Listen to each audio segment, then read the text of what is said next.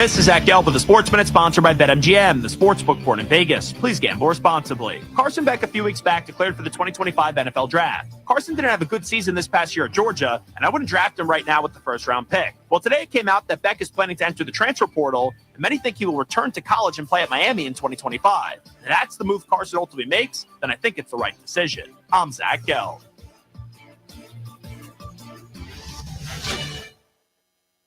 What's up, Virginia? It's time for football at BetMGM. Take the field using promo code KOSTOS, K-O-S-T-O-S, and receive up to $1,500 back in bonus bets if you don't win your first bet. When you register with BetMGM, you'll get instant access to a variety of parlay selection features, live betting options, original bets, and the best daily promotions in the business. Plus, when you huddle up with BetMGM at your fingertips, every pass, every catch, and every game matter more than ever. Remember to use code KOSTOS, K-O-S-T-O-S, and receive up to $1,500 back in bonus bets if you don't win your first bet. Football is back, Virginia sports fans. Don't miss out on any of the hard-hitting action. Place your moneyline prop and parlay bets with BetMGM today. BetMGM and GameSense remind you to play responsibly. See BetMGM.com for terms. 21 years of age or older. Virginia only. New customer offer. Subject to eligibility requirements. Rewards are non-withdrawable bonus bets that expire in 7 days. Selection, value, finance options, and exceptional service. Why start anywhere else? It's all in one location at the Used Car Superstore on the Sheeler Motor Mile. And with straightforward pricing and inventory arriving daily, there's no reason to start anywhere else than the Motor Mile. Volume selling means volume pricing, and we've got the volume. The Used Car Superstore is your one stop for most makes and models. Cars, trucks, vans, SUVs, many have miles in the teens, remaining factory warranties, and some are even local one-owner vehicles. Shop over 900 used vehicles in stock now, more than any other dealer in the area. Sheeler owns the finance company, so getting approved for credit is easy on the Motor Mile. With financing options for every budget, you're a valued customer and not just a number on the Motor Mile. The Used Car Superstore on the Sheeler Motor Mile, your premier family-owned car dealer serving Southwest Virginia and surrounding areas for 50 years. I-81 exit 118C in Christiansburg. Call 866-SHEELER1. Always open at Sheeler.com.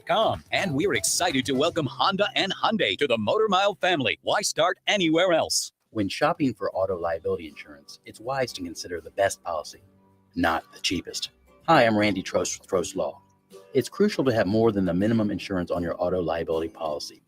This protects you if you injure someone or if someone without proper insurance hurts you. Having the right policy ensures you have sufficient underinsured coverage to take care of you and your family. To learn more how we can help you navigate these challenges, visit us at trostlaw.com. That's trostlaw.com.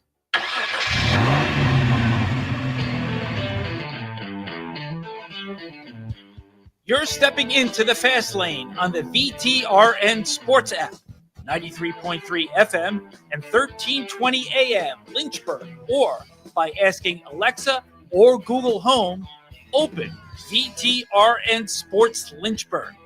Now, take the fast lane through the topics that matter across the Commonwealth. This is the Fast Lane with Ed Lane. This may sound really bad by the end of tonight when Liberty plays at Sam Houston State for a game that we can watch while also consuming the college football playoff semifinal between Penn State and Notre Dame from South Beach. But Liberty basketball, there is this love-hate relationship, I would say, that a good segment of Flames fans have with two of their players, Colin Porter and Katie Matheny. Now, I don't think anybody detests them on a personal level. Phenomenal people by all accounts. Having been around and covered them, I would say nothing has jumped out as too good to be true with either of them. Great teammates by all accounts.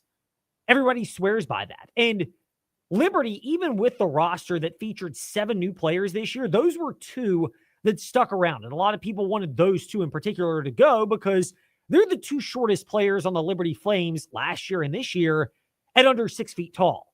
And look, there's a value component to it if you know the effective ways to work around that. Like for Virginia, Tony Bennett is the best coach in Virginia history. Sorry to the old school folks out there who believe in Terry Holland. But Tony Bennett got Virginia a national championship, the sustained run of success and the evolution of the college game, even the last couple of years. Virginia was in a great spot with it. And again, I don't know all the history of Liberty basketball, but I would think Richie McKay's got to be up there as the best basketball coaches of all time at Liberty. made the NCAA tournament. They qualified a couple of times. Unfortunately, COVID robbed them of one of those years where I'm convinced they would have gone deeper than the 2019 season where they won the first game against Mississippi State before losing in the second round. To Virginia Tech. Who would eventually lose to Zion Williamson and Duke. At a game I was at that game. In gut-wrenching fashion, just to bring that up for Trey. But for Liberty, for all the success they've had, they've had other short players before. Like Darius McGee is similar, I would say, to Caden Matheny. Caden Matheny is not as good as Darius McGee. Let's keep it real here with all due respect to Caden Matheny. He's not the all-time scoring leader and three-point leader in Liberty's history like Darius McGee has. And yes, I'm okay if you put an asterisk beside it. I know it's disrespectful for some, but McGee played an extra year because he had the extra COVID year of eligibility. God bless him, took advantage of it, was great for the Liberty program. But the thing with Colin Matheny and Colin Porter and Caden Matheny, God, I'm getting their names twisted up, is that fans love to bag on them for the lack of height that they have. And if you have athleticism around those type of players, you can work through that and it can be an asset. Darius McGee's best results as a teammate came before he had to shoulder the burden. And look, I love guys like Blake Preston and Shiloh Robinson and Kyle Rode, but they were not nearly as athletic as players before or after them. It just wasn't their skill set. They got the most out of their talent, and you can argue that their character plus Richie McKay and the system and the culture helped them get a lot more than what their raw basketball athleticism would lead you to believe. But I mean, Kyle Rode is proving that wrong to an extent because he's with the San Antonio Spurs G League affiliate and has done very well there. Blake Preston went to Northwestern, was a bench guy, but still had opportunities. But collectively, Liberty needed more. I think they're more athletic this year than they've been in years past. But I get it, the fan frustration, because it's easy to point to the shorter players. And the point we were making about Tony Bennett is, for all the greatness of Tony Bennett, I don't know if they ever figured out the right way to put the pieces around them so that Kie Clark was not a liability in certain situations. People will remember Kie getting trapped, and because he's short, couldn't see the right players and right passes, and Virginia loses and chokes it away against Furman in what we will call the first round after the play-in rounds. But the first round of the NCAA tournament a couple of years ago, or the fact that he had multiple other attempts, Iowa NIT is one of them, but the one that ended his career, but he drove to the bucket and would just get rejected because he lacked height. To Liberty's credit, and if you're going to criticize Porter and Matheny, they're not really playing their game in that regard. Now, I think they were asked to do more of it last year, but with the right pieces around them, and this is where Richie McKay deserves credit for putting the right pieces in place, but they're athletic enough this year where they can work around that.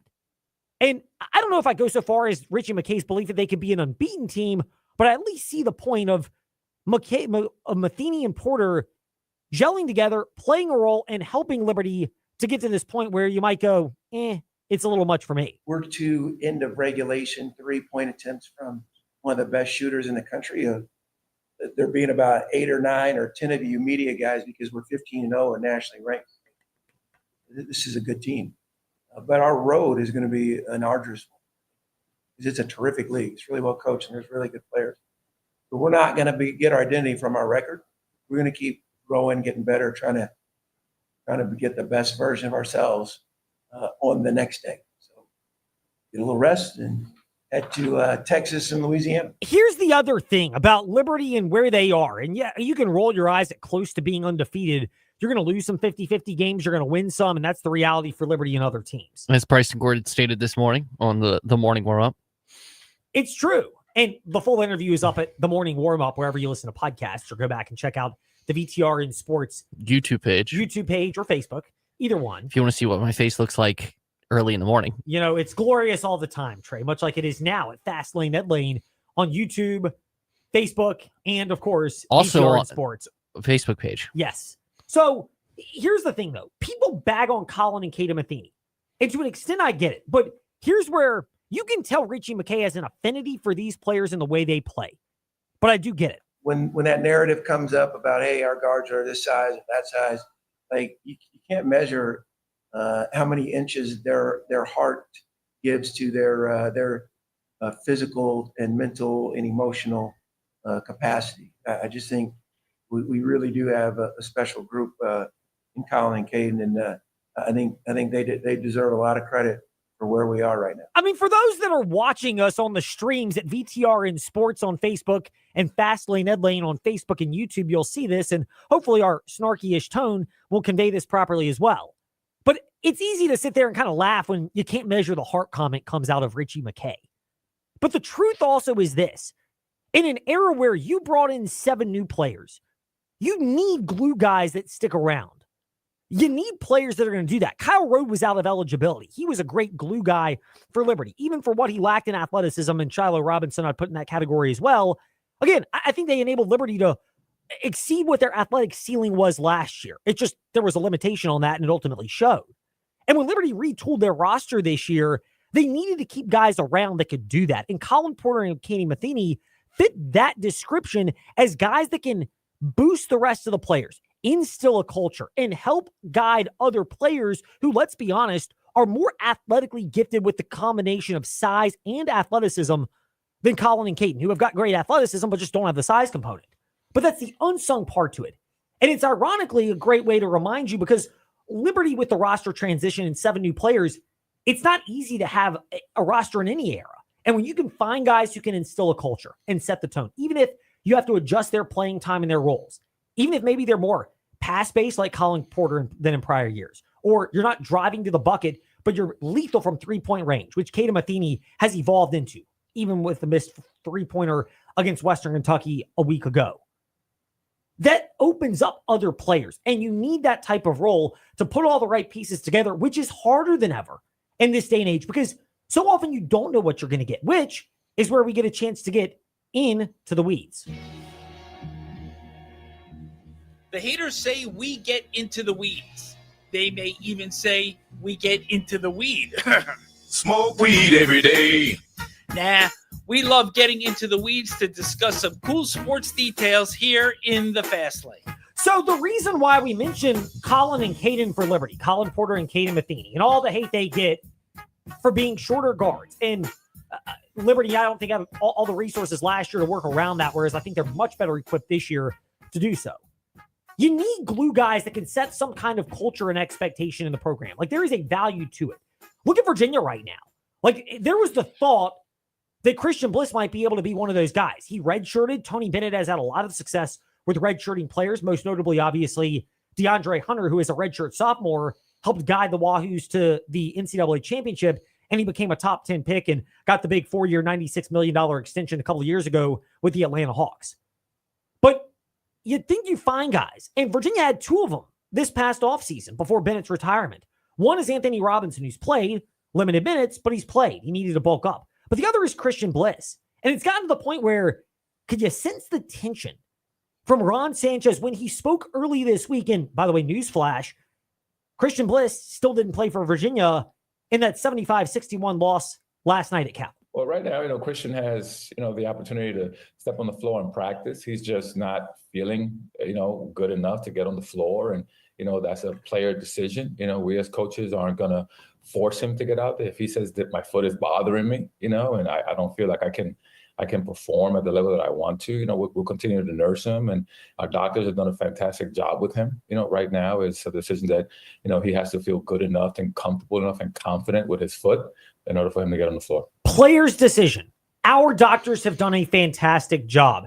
He has the opportunity to get on the floor and practice with us, which can set himself up. Like, to me, that's a major red flag raiser. And let's be real here. This is happening in other programs around college athletics. Like, it's not uncommon that, you have players transferring. It's not just the Matt Saluka reason from UNLV where he transferred because he didn't think he was properly compensated and, the disputes over that. Sometimes it may be guys that don't like the direction of the program and they just want a place to house themselves over the course of the season. And look, Tony Bennett's retirement came so quickly to the start of the season. Maybe Bliss wasn't healthy. Maybe he didn't know his situation. Now he's closer and he's cleared, but he's sitting there going, I don't like the direction of this program. I'd rather not play. I want to be able to preserve my chance to redshirt. I hate this about college basketball, but it may not even be Bliss himself. Here's the reality, is it can easily be people around them and the volume of people that go into that decision. But when pressed further, here's what Ron Sanchez had to say a couple of days ago before the loss to Cal last night about the Christian Bliss update with doctors. I will have to talk to our trainers about that. I think that right now we've done everything we could This is more of a player feeling. If he doesn't feel healthy, then he's not. Again, shifting the burden back to the players. And by the way, if you're Ron Sanchez, I know people can say, it may hurt his chances to be Virginia's coach. I've said it before. I don't know if he should be the coach next year anyway. So if I'm him, I admire the fact that he's been, rather honest about that.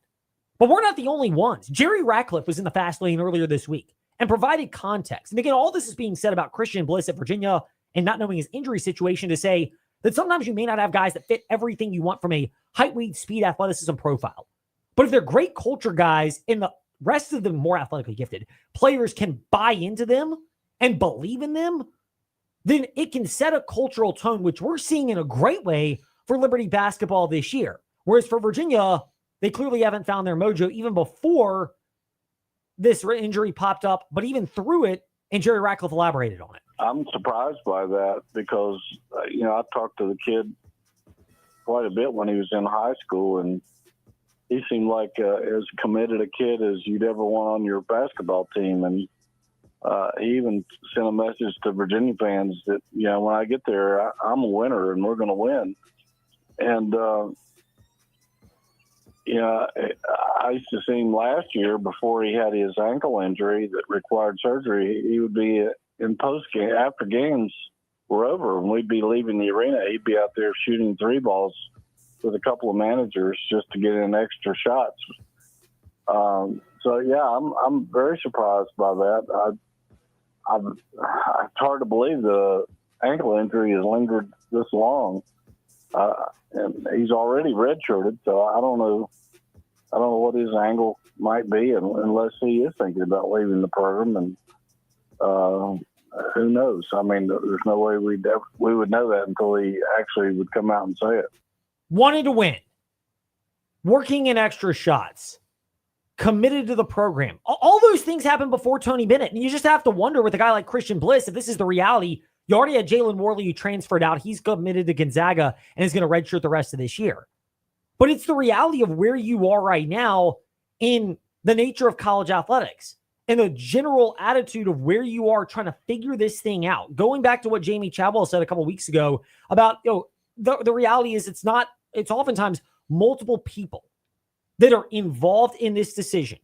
And therefore, you're dealing with so many other people that impact what's going on in the transfer portal, that impact guys' decisions on whether they're wanting to play or not, their comfort level playing, what they believe is the right situation for them.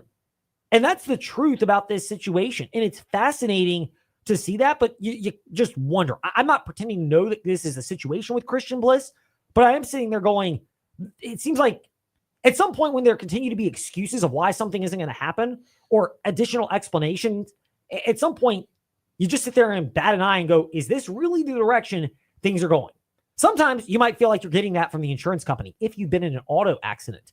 But the way to navigate that is to contact trostlaw.com and 777-HURT, 434 or 540, 777-HURT and trostlaw.com. They know how to navigate situations with insurance companies. So if you've been involved in an accident, you don't have to deal with the runaround. You deal with somebody that's willing to fight for your case and situation. That's what Trost Law will do, as they've done for over 4 decades, specifically since 1982. Speaking of the Virginia Cavaliers, that is where we begin the Fast Five at 5-ish. It's time for Fast Five at 5-ish. 5-ish minutes on 5 relevant topics done around 5 p.m.-ish. Ish, because our counting skills are kind of ish. Let's start with number 5. Last night, the Virginia Cavaliers lost 75-61 on the road at Cal. Early lead, couldn't hold it. And, there are a lot of things that are just, I think you're getting your answer on Ron Sanchez. Good assistant coach, great guy, but it didn't work at Charlotte. And I don't feel like there are a lot of adjustments being made. And some of that may be a lack of personnel, and certainly the Bliss injury, not playing, whatever you want to call that status, can't be helping. But for Virginia, they were out-rebounded again, 40-33. They gave up 75 points to Cal. They're now 1-5 away from home and 0-3 in true road games this year. I just think this is a team that's may not be the worst in the ACC, but they're near the bottom. And the reality is, if Tony Bennett could find, I don't think this Virginia team would have been great. But Tony Bennett had the ability to put the roster together, and frankly, Bliss might have played as well as Jalen Worley, and you've got a more complete roster with which you can work. They're not touching Duke. Duke's the best team in the ACC, but there's more at work here. But at this point, I'm of the belief that the best situation for Virginia might just be hitting a complete reset button, which is easier said than done by bringing in a different coach, maybe a similar philosophy, maybe a different one, but you get somebody with some cachet that can bring the right players in and retool the roster on the fly in this day and age, because it clearly was not the prettiest product last night, which has continued that trend for UVA. Number 4. Meanwhile, for Virginia Tech, I continue to believe that Mike Young is a great X's and O's coach, but we see the deficiency so often for Virginia Tech that they have some good, young, talented pieces, but there's just not a lot of backcourt experience, which you need, handling the ball and understanding that. And then the front court size and athleticism. Obviously for Virginia Tech, Maxime Raymond, 13 of 19 points in the second half. Stanford down at the half by 5 and ends up winning by 11. So outscoring Virginia Tech by 16 in the second half. I think it's just kind of is who Virginia Tech happens to be. 6-9 overall, 1-3 in the ACC. And I hate to say riding out the pine, I think they'll fight hard, but I still think it may lead to a lot of results like last night where they are in the game for a chunk, but eventually they get overwhelmed. Number 3. Speaking of college athletics and college sports, tonight there's a big game. Trey, 1.5. Notre Dame favored by Penn State. Last I saw, 45.5 was the point total. Not as high as 47.5, not as low as 44.5, kind of settling into that range.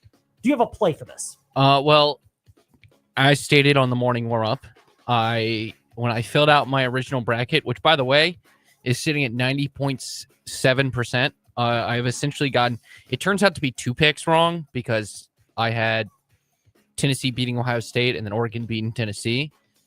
But my national championship game was Texas and Penn State. So I'm taking Penn State. I think they have the better quarterback in terms of throwing the football. So I just think defenses can stop the run. Both can. And so ultimately, I think I trust Aller and Tyler Warren specifically.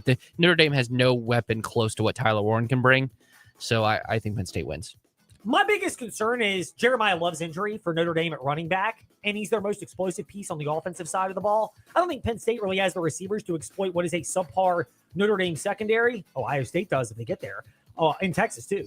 But Notre Dame, I trust their overall defense more than Penn State. Now, that changes if Abdul Carter plays tonight.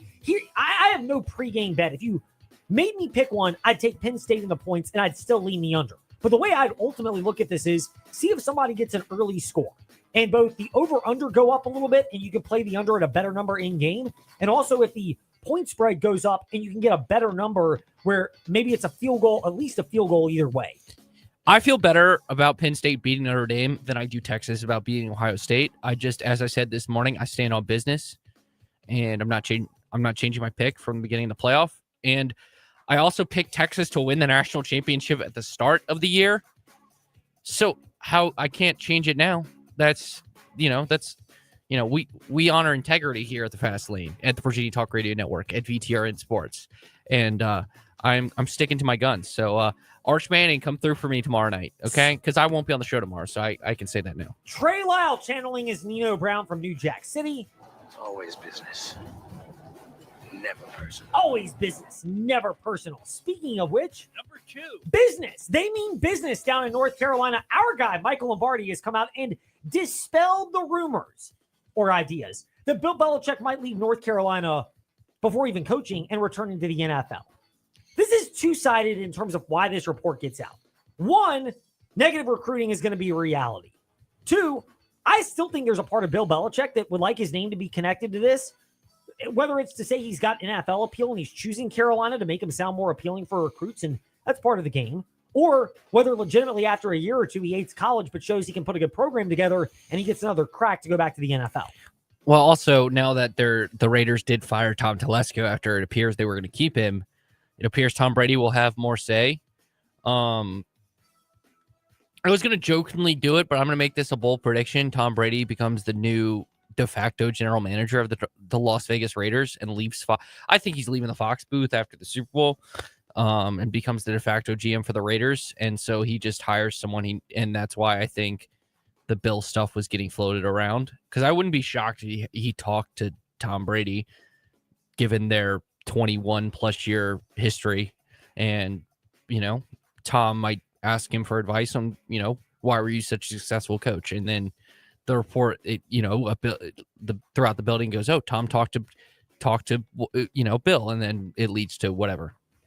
I don't dispute that at all. Because Lombardi didn't dispute the fact that Bill and Tom might have talked. It's just that Bill was leaving. He disputed the idea that Bill would leave. Yes, he did. That they talked. Not that they talked, which I would believe that they talked, because I'm figuring that Tom is going to use a lot of concepts that Bill used in order to sort of rebuild the Raiders, but they already kind of did that with Josh McDaniels, and we saw it that way. But granted, that might be more with Josh McDaniels than anything else. Yeah, you can get the right coach in there and the right structure, and who knows, maybe it's also to appeal to Mike Vrabel and lure him away from New England and what to do to pitch that particular job, because Vrabel never coached under Belichick, but clearly was a leader as a player for Bill Belichick. We all know where Mike Vrabel's going, okay? Do we just keep, yeah.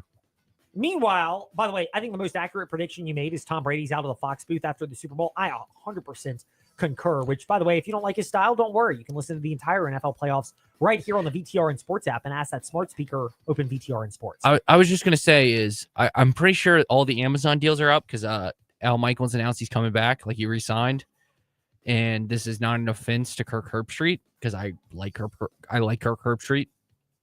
I think he gets a bad rap for the college side of things. I think, bigger picture, he probably just hates blowouts, and that's why he gets upset sometimes. But spoil like Al Michaels, baby. He's been around too long. Well, I mean, more on the college side, but I would like. There was no reports that Amazon is going after Greg Olson. Like, why wouldn't that be a thing? Like, there was a reason Netflix, their first hire on an analyst was Greg Olson. And so I'm just saying, like, Greg Olson is a really good analyst, and there's a reason that Fox is keeping him around, because they know Brady's probably gone. Well, sometimes you float that possibility and rumor out. I don't know if Olson's still tied in with the Rosenhaus agency. He was back in the day with Drew Rosenhaus and company, but sometimes you float that trial balloon of, hey, maybe he goes to Amazon, or maybe they're interested, maybe even as Fox, so that you can say this guy's got legit number one credibility, as if being a great broadcaster before didn't verify that. But you sometimes do that to back it up. Speaking of South Beach, by the way, number one, I got to roll my eyes at this. Carson Beck is he's staying in the NFL draft, but he's entering the transfer portal. He's not. Well, I guess it's Cam Ward 2.0. Can I just spoil the finish? He's threatening to go to the NFL to try to get the best bag possible from Miami. He's not Cam Ward 2.0, because I have no faith Carson Beck can elevate Miami. I think he goes there, and this is a colossal train wreck waiting to happen from a guy that doesn't strike me as all that mature and being all that well-grounded. Now going down to South Beach, that's going to turn out real well. Yeah, it was funny how Pete Thamel phrased it. He was like, Miami's the clear front runner, and he threw in Texas Tech. I was like, if he goes to Texas Tech, I would be shocked. You float Texas Tech because they're paying for everybody, and you're buying players. Here's another, if we want to talk, since we're talking about the portal, Quinn Ewers. Actually, they don't play each other next year. I looked it up after I said this, but I think Quinn Ewers will be playing Ohio State next year. It just will be in the Big Ten championship game. And you can figure out what team I'm thinking of that also might need a quarterback. Well, there are a couple of those. Oregon could be one of them. Michigan could be one of them. Michigan already got their quarterback in Bryce Young and Mikey Keene for Fresno State, like in terms of a transfer. So there's only one. Unless he wants to go, he's feeling lucky and he's going to be in the Irish. I don't think that's going to happen. Quinn Ewers doesn't scream Irish quarterback, but I think his style might fit with what the Ducks want. Speaking of college sports, back to college basketball next. Josh Pastner, ACC Network and ESPN analyst, will step into the fast lane. Then NFL playoff talk with Lake Lewis around 5:45. A short drive will save you money. Car buying is simple at Feller Chevrolet. You can buy online or at the store. It's quick, easy, and a clean, safe environment. We have non-commissioned salespeople and a 3-day money-back guarantee so you can buy with confidence. Feller's is also here after the sale. We can do warranty work on all GM cars, not just Chevrolets, and our techs can service all makes and models. No matter what your automotive needs, I promise we can deliver. So come see us. You'll be glad you did. Feller Chevrolet in Alta Vista. Allstate agent Donovan Howell is now serving Lynchburg. He lives and works here just like you. And with all kinds of local insurance advice, Donovan is someone you can count on to help you protect all that's good in your life. Donovan makes it easy to save on the quality protection you need, and I'll even help you do the switching and the paperwork for you. Call or come by the Donovan Howell Allstate office in Windhurst today.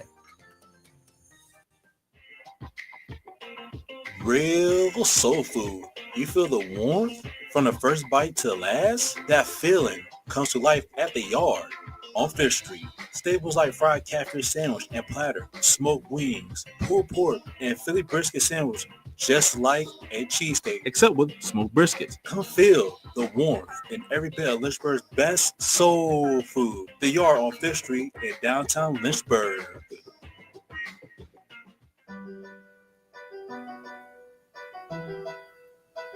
Step into the Fast Lane 24/7 at Trey Lyle VT and Fast Lane Ed Lane on Facebook, Twitter, Instagram, YouTube, and wherever you listen to podcasts. Now, back to the Fast Lane. So there are a couple of other topics that are worth broaching when it comes to college athletics, and in particular, the rate things are going with the Liberty Flames and fans. I don't know if consternation is the right word, but maybe it is in terms of the height or the lack thereof for their backcourt players. But you combine that with, I think it's fair to also say the loss to Western Kentucky last week. Maybe there's reservation about going inside, but I just don't have an issue with Caden Matheny shooting a game-winning three-point attempt that did not go in when he's made big ones before. Louisiana Tech last year, Seattle U this year. There are easy ways to point to that, but that to me is not one that really resonates as being a major concern about players. Meanwhile, fans have chimed in. We always appreciated, and a number of them. Optimus Ferg mentioned McKay defending his smaller guards. They're good kids, good athletes, and great fit for Liberty, no doubt. But McKay has to recruit bigger guards, forwards, and centers. But it might be old dogs and new tricks at this point. McKay likes his small ball. I don't disagree with that. To me, and again, you just say this about a lot of these players, it's hard to put a value on culture and having a couple of those guys in this day and age when you're going to naturally have roster changes over the course of year to year. And it's harder the higher up you go because there's more financial considerations involved. But even at the lower levels, you're getting this as well, which makes it so different now, even from a couple of years ago when our next guest was coaching at Georgia Tech, and before that, Memphis, now analyst for the ACC Network and ESPN. Josh Pastner, back with us once again in the Fast Lane. Josh, always great when we can catch up. We appreciate your taking the time to join us. Just a bigger picture assessment of college athletics. How do you balance, and how have you noticed the programs with whom you've covered this year and spoken, the ones that have found a way to establish a level of culture and find the right guys, even if they're not the most talented players, to set a cultural tone, given that every roster is going to have a lot of new pieces each year? Yeah, thanks for having me. And great question, because you're right. Today's climate in today's game, everything is where maybe 5, 6, 7 years ago, a decade ago. It's all about getting old and staying old, building the program. You're taking guys who are freshmen in high school and you build them and you develop them and you get better as each year goes by. And whereas now it's a year-by-year deal where you have to assume when the year is done, you're going to completely lose your entire roster. You're going to completely lose your entire roster, and you're going to have to rebuild it in the spring. And in order to do that, you're going to have to go out and most likely through the portal and have the money to do it to build a roster back. And so culture is very important, obviously, because you still got to have culture within the program. But it's a different type of culture where the majority of teams, programs are going to lose mostly their best players. And as you were just talking about, even if you're not at one of those power level teams, you're most likely going to lose your players, regardless of how good your culture is, because until there's some parameters, until there's guidelines, until there's rules, the people are just going to continue to move year after year after year to continue to get the best payday that they can get. And this is not like the NBA. This is not like professional sports. professional sports, there are rules. If you have a contract, you got to abide by the contract. There's, obviously salary caps. And so you might say, well, okay, those guys are employees. Well, there's either two ways for this to settle in. It's either one, the Congress or Senate are going to have to come up with a law that protects the NCAA from continuing to get sued. Or if they're not willing to do that, you're probably eventually going to have to make the student athletes employees, have collective bargaining, and then you can hold them their feet to the fire, hold them accountable in a sense of that you're going to be able to hold them that with contracts, with rules with it, buyouts. If you sign, you might have to stay there for 3 years. You can do contracts on performance-based, athletic-based, community service-based. But in order to do that, again, like I said, there are only two ways that's going to happen is either Congress or Senate get a law so that NCAA doesn't continue to get sued and continue to lose in the lawsuits, and or they end up becoming employees, which I don't know if anybody really wants that, but that might be the only avenue to make it work. That's crazy to think about where things are, and until then, we're left with a rather chaotic state. Josh, in the sentiments with whom you've spoken in college coaches, do all of them want some kind of legislation? Do ones at the top of the food chain prefer not to because they're at the top of the food chain, or are they even in unanimous agreement with the ones that are lower down in terms of the priority scale of player desirability because it's still chaotic at that level? Everybody I've talked to wants structure. They want rules. They want guidelines. They want almost an ending point up to where we're at with saying, okay, this is what it's going to be now moving forward. And I used to say, when people are complaining about the rules of college athletics, I used to tell everyone, be careful what you wish for, because right now everyone's complaining about that, and now here we are, and there are no rules, basically. It's wide open. And so everyone I've talked to wants rules, wants structure, wants guidelines, wants parameters. And who doesn't? Everybody wants it. I think the fans want it. I think boosters want it. Athletic directors want it. Presidents of schools want it. The NC2A wants it. Coaches want it. So it's just one of those things where at this present time, there's not that. They've got to get to that point. When and how they get there, I just don't know unless it becomes an actual law from Congress or Senate. Because you just got to, just like you had the Vanderbilt quarterback sue about the eligibility in junior college to get to say that his junior college years should not count as in terms of his NC2A eligibility based on he didn't have a chance to make NIL then. So that he won that in the court of in the court case. He won that. So the NC2A is now looking possibly to go 5 years to give everyone 5 years of eligibility in 5 years. So you have 5 years to play, basically. I think that's the next thing they're going to eventually get to. But again, I mean, are people going to just keep suing and suing them? You could have college athletes playing when they're 28, 29, 30 because of the lack of guidelines. This is, they might never, I mean, the amount of money they have the potential to make, that's what they're taking advantage of right now. So it's a real interesting dynamic when you think of the big picture. No doubt it is. Josh Pastner with us in the Fast Lane. Coach Jay Pastner on Twitter to keep up with his work, and of course BCC Network and ESPN analyst. Josh, we'll talk some games now, but it's not exactly the most fun thing to be talking about if you're a Virginia Tech or a Virginia fan. Both of them lost their games last night out on the West Coast. Virginia Tech had that 5-point lead at halftime against Stanford and couldn't hold on. They lose by 11. For the Hokies themselves right now, how much of this is the reality that it's 6-9 and 1-3 in the ACC? It's going to be a seesaw ride when you have a very young and inexperienced backcourt that Mike Young was not anticipating having, but ultimately is having to address and work with. Well, look, I mean, what I would tell you is, and if you don't mind, I'd like to not only talk about Virginia Tech, but because obviously, a lot of your listeners are right there, but I'd also like to talk to you about the state of the ACC if we have a second to do that. But anyway, to go back to Virginia Tech, I mean, look, I think Mike Young's one of the best coaches in all of college basketball. Offensively, they're tremendous. His teams are, you know, you even go back to his days at Wofford. They were so well coached. But look, the facts are the reality. The guard, Padua, leaves him to go to Ole Miss, probably because of a financial decision.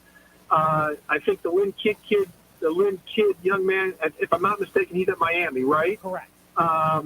You know, he leaves, so he got hammered by the transfers, and that's my point. I mean, Padua is about as a Mike Young type of guard as there is in the entire country, and him to go to, obviously Chris Beard and Ole Miss is an elite coach, but those type of guards are fitting with Mike Young's system.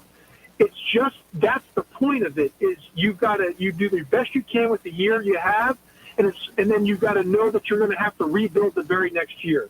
And it's sort of like Bobby Bowden, the great legendary coach at Florida State, used to say, it's year by year. You're literally on a 1-year contract is how you have to treat it. That's literally how you have to treat it. And that's kind of where it is right now with college basketball. And in the state of the ACC, because look, I mean, I love the ACC. I coached in it. I mean, I've coached against the legends of college basketball were in the ACC. You know, look, obviously this year the ACC has been hurt by some non-conference games. They've had some non-conference losses as an overall as a league. I think there's been some injuries in the league as well too. But the issue has, because of the NCAA tournament, if you don't win enough non-conference games, that already becomes baked in, and you hurt your numbers. So when you get to conference play, you don't have as many opportunities to move up the ladder. And so I used to say in the league meetings, why don't we play conference games in November and do non-conference later on? Because of the portal and the transfers, how about we, you know, your first 30 days of your games of your season, you're trying to figure your team out because it's a brand new team every year. So are we better off trying to win those non-conference games in December more so than November to give you a better chance to get more teams in the tournament? Because in order to be considered the best league in college basketball, you have to get half your teams in the NCAA tournament. And that's the only way. And so right now you look at the Big Ten and the SEC, or like last year, the Big 12, those are the two that have done it. And so part of that is those leagues are doing it. ACC has not. We all know how great the ACC is, but if you're not getting at least 50% of your league into the tournament, that becomes the issue. Last thing I would say, I also want to do with the ACC, I think Duke is, and I don't think enough people are talking about Duke, and I know you're in the state of Virginia, because I love Ron Sanchez. I love Mike Young. Obviously, the ACC has lost tremendous coaches and guys like Tony Bennett and Jim Boeheim, Mike Krzyzewski, Roy Williams. Obviously, Jim Larinaga has retired, and so they've you look at Rick Pitino was in the league, and then he left. But I'm going to say this about Duke. So going back to Ron Sanchez and Mike Young, I love them both, and I love both programs. But I think Duke right now is the best. And you could say Auburn and Alabama, I think right there. But Duke has a real shot of winning the national championship, coming from the ACC. And I think part of that is because of who they are defensively. They're so good defensively. And in order to win a national championship like Virginia did a few years ago, they were so good. They were so good offensively and defensively. That's what made Virginia so good. Everyone talked about their defense, but it was more about how great their offense was too. That's where Duke's at. They're so good on both sides of the ball, and they got the potential #1 pick in Cooper Flagg. It's crazy, the ACC, and you mentioned all those areas and dichotomies. Josh, there are a number of angles, and we can't get to all of them today here in the Fast Lane, but you mentioned it, and we'll wrap it up on this one. We want to get you back on soon to talk Duke, big picture And ACC. sorry that I'm kind of rambling, but I wanted to get some good info. No, you've given us some good talking points as well, because these are bigger picture things that will certainly hover over the ACC. One of them, though, and this is the point you mentioned about this, the ACC and flipping the schedule, how much of it is because, NC State may be the best example of this last year. So many transfers for Lynchburg native Kevin Keats that it took them a while to get going, but when they found their groove, they rattled off 9 consecutive victories in the ACC tournament and in the NCAAs before eventually losing in the Final Four. But that's my point. That's what I'm trying to say is and it's not it's the ACC, and again, I think the ACC has great coaches. There's great players, but the facts are the facts. The ACC has not done well in non-conference play over the last few years. And part of that is you could make a great case. Part of that is because the number of transfers coming in and coming out. And so you take those first 30 days of November, that it becomes hard because you're trying to figure your team out and get gelling everyone together. My only other solution would be because of the portal, then you need to, the NC2A needs to allow more scrimmages, more exhibition games in October and September, so teams are more ready to play in November because of the current climate. That because of the portal, 2 exhibition games are not enough. In the NBA, you play 7-8 preseason games. You need to have 5 games. You should be allowed to play 4 to 5 games before in a scrimmage or an exhibition before you can play your first countable game. That might be another solution, more from the overall body of work of the NC2A, to allow teams to kind of, work out their kinks, work out their rust, get their rhythm going, because every year, based on the portal, is a new team. I like that concept. We can all dream that it'll work, but with the professionalized model coming in, maybe it does, that you have more of a preseason structure and feel, and everybody's focused on generating the best product possible. Josh generates the best possible insight when he joins us in the Fast Lane. We appreciate your time, Josh Pastner. Thank you so much for stepping into the Fast Lane today, and we'd love to catch up again in a couple of weeks. We'll do it. We'll talk soon, and we'll keep talking, especially as we keep moving deeper into college basketball. Indeed, we certainly will. Josh Pastner with us here, and there actually is a lot to digest on what he said about the overall structure of college basketball. I love the concept of preseason games and what it can do, especially with the roster turnover and lack of continuity, just trying to get people on the same page so that what the scrimmages happen, we don't watch it. Then when we watch games, it's actually a better quality product. When we return in the Fast Lane, what's the quality of a product that we will get in Tampa Bay for Game 3 of our Sunday NFL tripleheader on your home for the entire playoffs? We'll ask Blake Lewis, who covers the Commanders for ABC TV in DC, when he joins us next in the Fast Lane. It's time for the annual Volkswagen Sign and Drive event going on now at Terry Volkswagen. During this event, Volkswagen throws out the best deals of the year. For example, right now you can lease a new 2024 Volkswagen Tiguan Wolfsburg Edition for only $389 per month, or a new VW Taos for only $299 a month.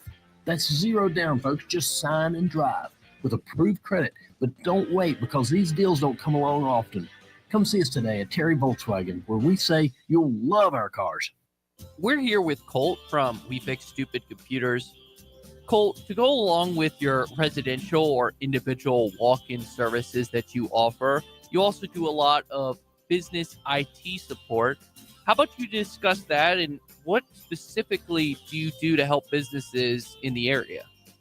We see a lot of that. Small to medium-sized businesses, they still have their IT projects. They still need resources to help them within their office and for remote users.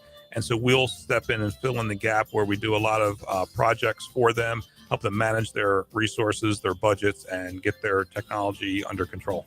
Colt, how can these people reach out to you to assess their IT needs? Call us. Our number is 434-525-8590. Our website, wefixstupidcomputers.com. We're on Facebook.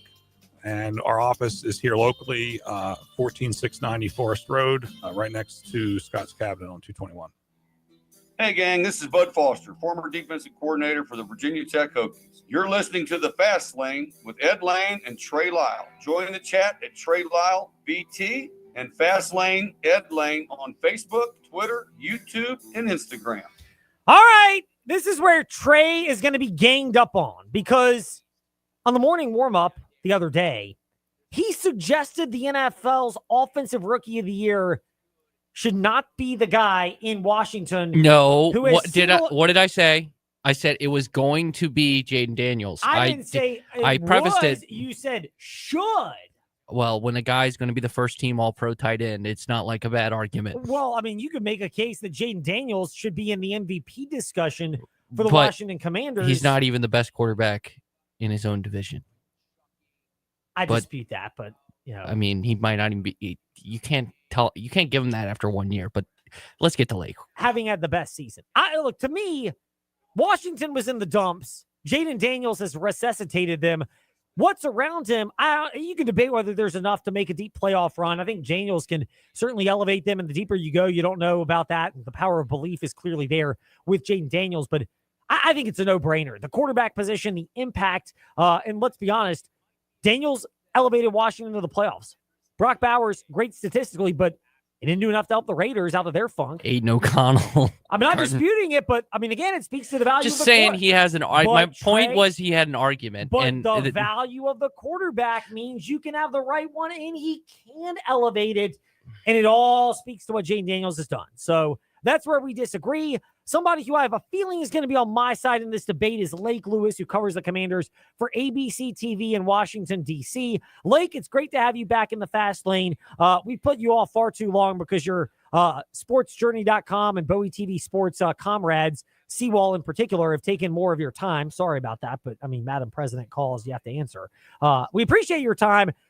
You're in the unenviable position of siding with Trey or me of more deserving for Offensive Rookie of the Year, Brock Bowers or Jaden Daniels.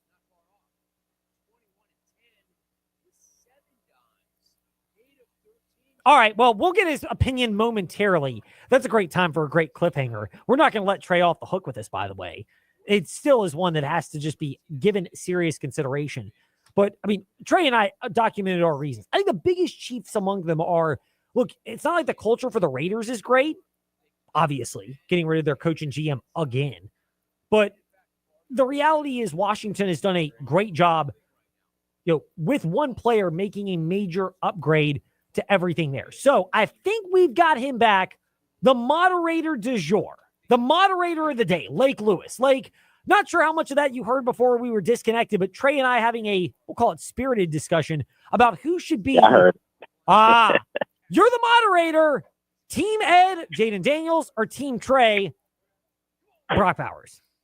It's not even for debate. It's Jaden Daniels, without question. My man. I said he was going to win. No, but that's you. Your thought. You're trying to shift the subject, Trey. It's not would win. It's should win.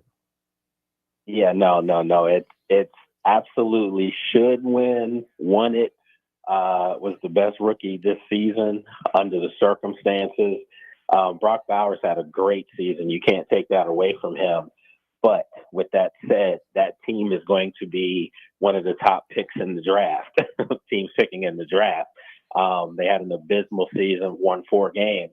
And I think if you look at what Jaden Daniels did as a rookie quarterback for a moribund franchise that was looking for something that they hadn't had pretty much ever, as far as the franchise lead quarterback, for him to win 12 games this year with the void of talent that Washington does have, like, make no mistake about it, they won 12 games, but they won that on sheer grit and determination and culture, not because of the talent that's in the building, because next year and the year after, it's going to be a totally different roster.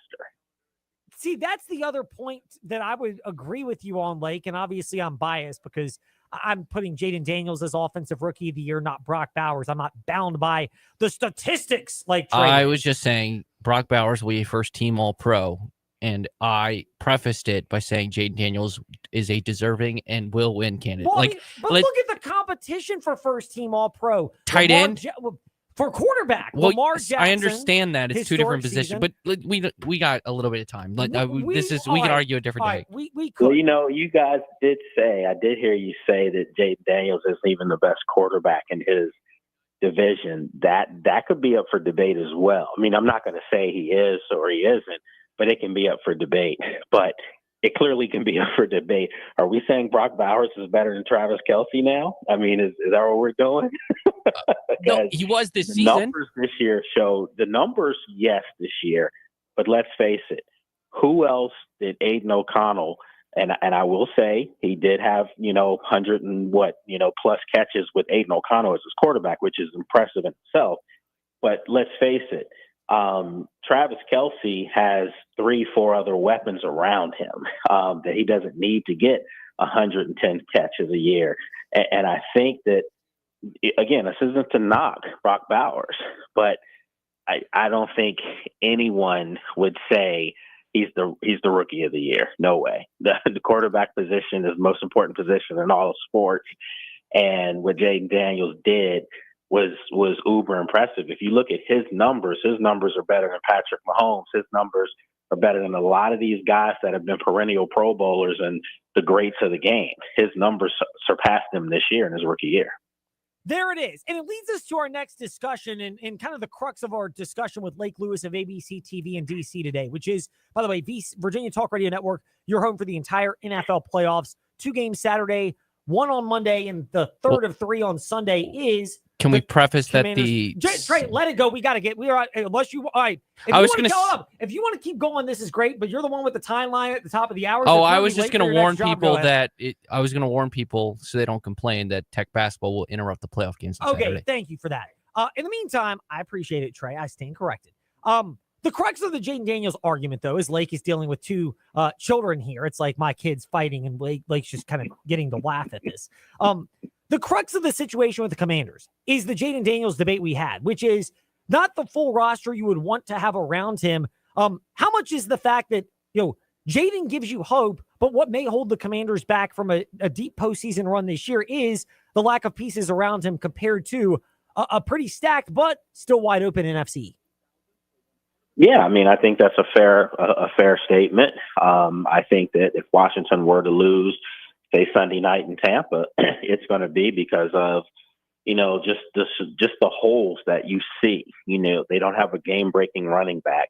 They don't have a really good viable number 2 opposite Terry McLaurin at wide receiver. Their offensive line is banged up. They probably could go for another, 1 or 2 guys on that offensive line. So there's things that you can clearly pinpoint and say you trust that Adam Peters is going to be able to fix those things over the next year or 2. He had a great draft class last year. People keep saying this draft class didn't do much outside of Jaden, and that's absolutely not true. Mikey Sainristil is a starting cornerback. Jerzon Newton is a starting D tackle. I mean, Brandon Coleman's a starting left tackle. I mean, so they have guys that are contributing, but that this year will be different this offseason, guys, because Adam Peters last year had to pretty much go out and find guys to mix and match with current players that they decided to keep. And they turned over the roster with 30 new players. Well, now this offseason, he's had a full year to see who's who and who's what and see what they need. So I feel even better that they're going to be a much different team next year and the year after, where you may see the same kind of turnover again, but it's going to be homegrown drafted players and free agents that they bring in. Yeah, it's going to take a while to get all the right pieces in place around Jaden Daniels, and what they've done this year has been pretty remarkable. Lake, last one for you, and we got about 30 seconds or so. 2.5, I think you can make a case for taking Tampa Bay with the overall talents. 3 feels like the right number. I got 3.5. I took Washington plus 3.5 earlier this week. You get the impression that this will be a pretty close game down the stretch? Oh, yeah. I mean, I've been predicting all week. First and foremost, I predicted Marshawn Lattimore would play and start, and he is. But that's just a whole nother story. But I did say that I think Washington wins this football game 23-21. I think it's going to be a tough, hard-fought game. But again, that rookie of the year that we just talked about, I think he's going to be able to do enough this time for Washington to win the game. There it is, Lake Lewis with his projection on the Commanders trip and believing that people that are DC fans will be leaving with their left hand up afterwards in the ode to our favorite song. Lake, thank you for joining us today in the Fast Lane. We appreciate it, and we'll have to chat again if the Commanders keep progressing in the playoffs. All right, guys. Appreciate you having me on. Always our pleasure. Lake Lewis with us here to wrap up the Fast Lane. We're back tomorrow at 5. Thanks for listening to the Fast Lane on VTRN Sports 93.3 FM, W227 BG Timberlake.